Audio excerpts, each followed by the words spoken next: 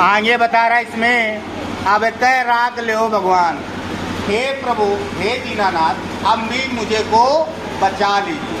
अब कह राग ले हो यानी अब की बार हमको बचा लो, बस ये बार बच गए, दोबारा ऐसी गलती नहीं होगी।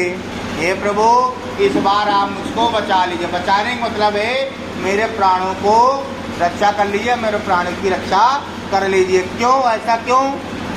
हौ अनाथ बैठो तुम डरिया, मैं अनाथ हूँ, मेरा कोई नहीं है, मैं अनाथ हूँ, इसीलिए मैं इस डाल पर बैठा हुआ हूँ। एक पक्षी है जो कह रहा मैं अनाथ हूँ, मेरा कोई नहीं है, इसीलिए मैं इस डाल पर बैठा हुआ हूँ। पारद सादय बाण, पारद का मतलब होता है शिकारी। शिकारी क्या किए हुए? बाण से निशाना लगाए हुए है। साधने का मतलब निशाना लगाना।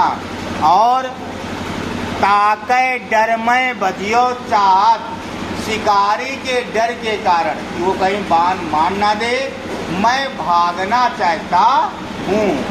ताके डर पे बजियो चाहत, जिसके डर के कारण मैं भागना चाहता हूँ।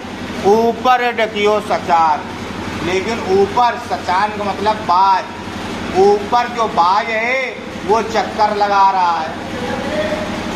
कह रहा है दो भात दुख भयो आनिए, दोनों तरफ से ये कष्ट ये दुख आया हुआ है। कौन उबारे प्राण, अब मेरे प्राण की रक्षा कौन कर सकता है? कहने का मतलब ये है, हे प्रभु हे दीनानाथ इस बार आप मुझे बचा लीजिए। क्यों बचा लीजिए?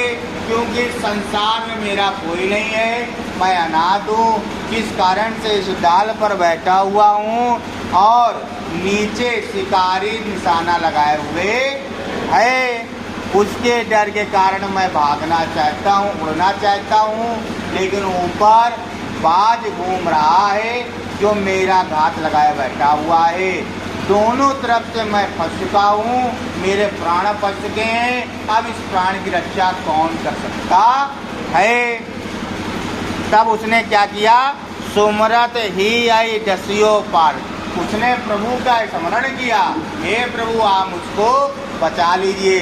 जैसे ही उसने प्रभु का स्मरण किया वैसे ही कृपा निधान ने क्या किया? पर एक चमत्कार किया। चमत्कार कैसे किया? डसियो पारदी, पारदी माने जो शिकारी था उसको सर्प ने डस लिया, काट लिया।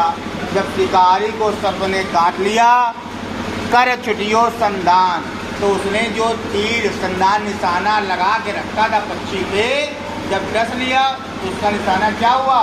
संधान छूट गया। और जैसे ही तीर छूट गया, सूरदास सर लगियो सचाने, सूरदास जी कह रहे हैं वो जो तीर छूटा वो किसको लग गया? सचाने, बाज को जाकर के लग गया, जिससे पक्षी की दोनों तरफ से रक्षा हो गई। तो वही कह रहे हैं जय जय कृपा निधान, ऐसे कृपालु ईश्वर की जय जयकार हो, मैं जय जयकार करता हूँ। बात आई समझ में? फिर से बताएं, आ गई? ठीक, रिवीजन कर।